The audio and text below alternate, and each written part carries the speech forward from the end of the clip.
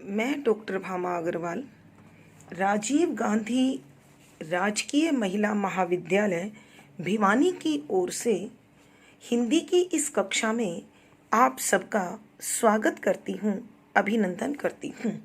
प्यारे बच्चों, आइए हम अपने बीए प्रथम वर्ष की पाठ्य पुस्तक मध्यकालीन काव्यकुंज का अध्ययन आरंभ करते हैं।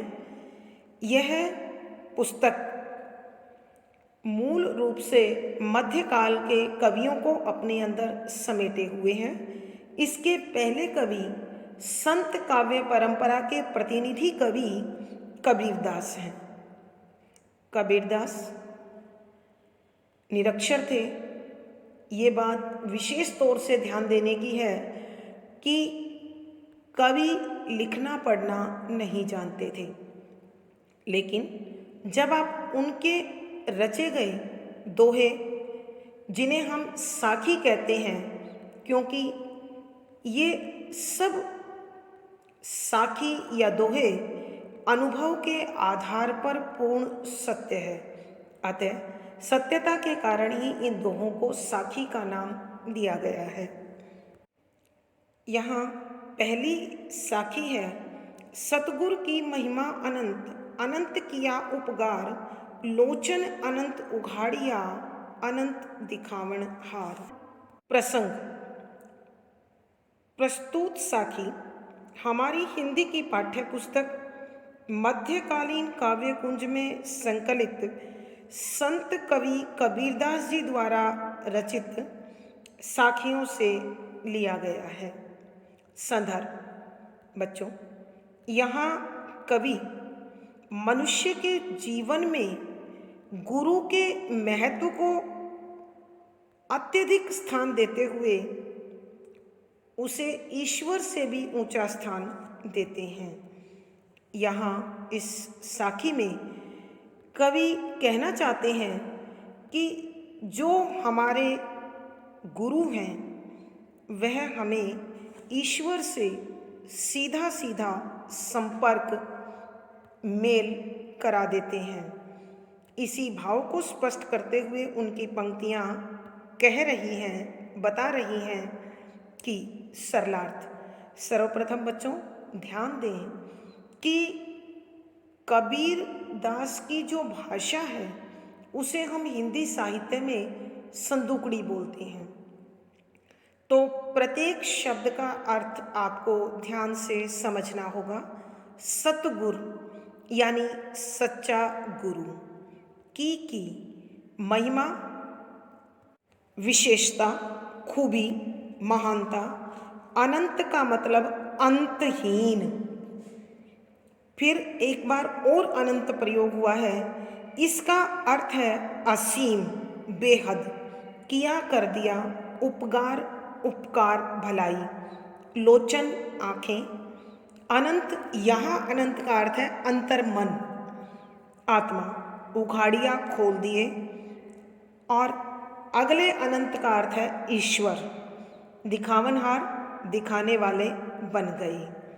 अब बच्चों सरलार्थ सुने।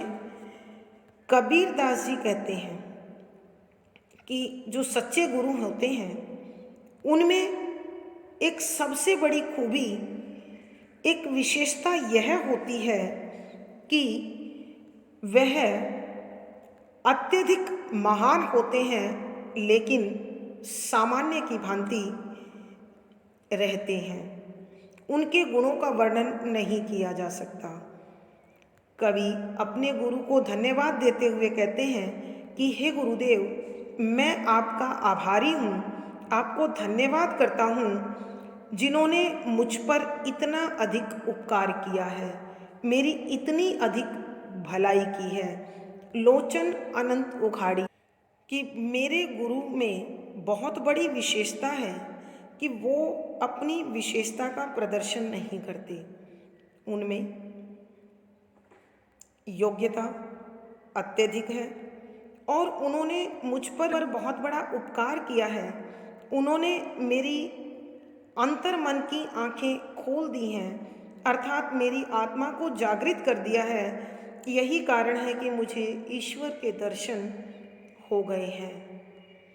कि यहाँ कवि बताना चाहते हैं कि सच्चे गुरु ने मुझ पर दया करके, मुझ पर कृपा करके अपनी उदारता का परिचय दिया है और उन्होंने मुझे उस परमपिता परमात्मा से, जिसका कोई आकार नहीं है, जिसमें कोई दोष नहीं है, जो अजर है, अमर है, उसे दिखाने के लिए मेरे मेरे अंतर मन की आँखों को खोल दिया है और उस परमात्मा से मेरी भेंट करा दी है, उनसे मेरा मिलन करा दिया है।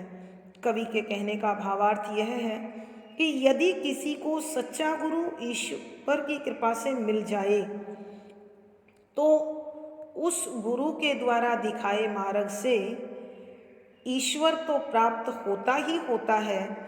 यदि हम अपने गुरु में असीम श्रद्धा रखते हैं तो जीवन में हर कदम पर हमें सफलता मिलती रहती है। विशेष सर्वप्रथम उद्देश्य, अपने गुरु की महिमा का वर्णन कवि कर रहे हैं, उनकी उदारता का परिचय दे रहे हैं। बच्चों, जैसा कि हम पहले जान चुके हैं, हिंदी साहित्य में कबीर की भाषा को सद्दुकड़ी के नाम से जाना जाता है, क्योंकि उसमें अनेक भाषाओं के शब्द सहज रूप से शामिल हुए हैं। शांत रस है, प्रसाद गुण है, यहाँ अभिधा शब्द शक्ति है, दोहा छंद का प्रयोग होने के कारण ये शैली है। बच्चों, अब अलंकार पर ध्यान दीजिए। सर्वप्रथम आप देख रहे हैं अनुप्रास अलंकार है। अनंत 4 जगह प्रयोग हुआ है और चारों जगह अलग अर्थ है, अतः यमक अलंकार है। यहाँ अनुप्रास और यमक अलंकार का सुंदर सटीक प्रयोग हुआ है। साखी संख्या 2, राम नाम के पंट तरे, देवे को कछु नाही, क्या ले गुर संतोषिए, होश रही मन माही। प्रसंग वही पूर्ववत है, यानी प्रस्तुत साखी हमारी हिंदी की पाठ्य पुस्तक काव्य मध्यकालीन काव्य कुंज में संकलित संत कवि कबीरदास द्वारा रचित साखियों से ली गई है।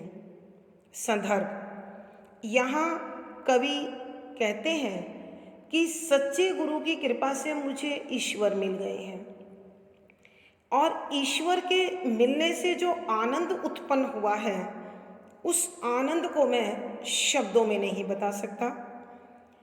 और यह आनंद मुझे गुरु की कृपा से मिला है, तो उसे बदले में मैं क्या दूं, ये मुझे समझ नहीं आ रहा है। अपने इन्हीं भावों को व्यक्त करते हुए कवि कहते हैं, राम नाम के पंट तरे, कि सच्चे गुरु ने जो मुझे राम नाम का मंत्र दिया है, अर्थात सच्चे गुरु की कृपा से मुझे जो राम नाम की अद्भुत भक्ति प्राप्त हुई है, अनमोल आनंद प्राप्त हुआ है, उसके बदले में, पंटतरे माने होता है बदले में देना, देवे देने को के लिए कछु कुछ भी नाही नहीं है। क्या ले, कि मैं क्या लूँ, गुरुदेव को देने के लिए, संतोषिए, कि जिससे मेरे मन को संतोष हो जाए कि मैं उनके ऋण से उऋण हो गया। होश, मन में प्रबल इच्छा रही है माही अंदर, कि सच्चे गुरु की कृपा से मुझे जो राम नाम का मंत्र मिला और उस मंत्र के कारण जो आनंद मिला, उस आनंद की इस संसार में किसी भी वस्तु से तुलना नहीं हो सकती। मैं चाहता हूँ कि गुरु के उस ऋण से मैं उऋण हो जाऊं, लेकिन उस ऋण से उऋण होने की मुझे कोई वस्तु, कोई तत्व या प्रकृति का कोई भी उपादान समझ में नहीं आता है। मैं ढूंढ रहा हूँ कि ऐसी क्या चीज़ लूँ जिसे सच्चे गुरु को भेंट करके मेरे मन को संतोष मिले और गुरुदेव भी संतुष्ट हो जाएं। यह मेरे मन की अत्यंत प्रबल इच्छा है, लेकिन इस इच्छा का मुझे कोई समाधान नज़र नहीं आ रहा है। कवि के कहने का भाव यह है कि मैं अपने गुरु को कुछ ऐसी वस्तु भेंट देना चाहता हूँ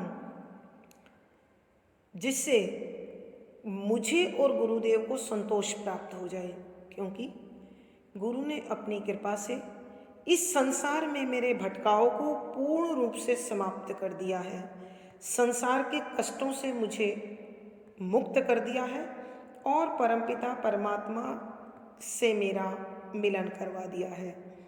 विशेष उद्देश्य कि यहाँ कवि बताते हैं कि जीवन की निराशा और चिंता से मुक्ति का एकमात्र साधन सच्चे गुरु की शरण है। यहाँ सद्दुगुड़ी भाषा में रची गई यह साखी है, शांत रस है, प्रसाद गुण है, अभिधा शब्द शक्ति है, दोहा चंद का सफल प्रयोग हुआ है, ये शैली है। अलंकार बच्चों ध्यान दीजिए, एक तो अनुप्रास जो कि हर जगह होता है, क्या ले प्रश्न अलंकार। हमारे मन में जब किसी से कोई वस्तु मिलती है तो उसके बदले में किसी वस्तु को देने की बड़ी इच्छा होती है, ये मनुष्य का स्वभाव है। तो यहाँ स्वभावोक्ति अलंकार भी है कि बच्चों यहाँ अनुप्रास है, प्रश्न है और स्वभावोक्ति अलंकार का सुंदर सटीक प्रयोग हुआ है। धन्यवाद बच्चों, आज की कक्षा में बस इतना ही। अगली कक्षा में फिर मुलाकात होगी। आशा है आपको सारा विषय अच्छी प्रकार से समझ में आ गया होगा। वीडियो को लाइक करें, शेयर करें और चैनल सब्सक्राइब करें।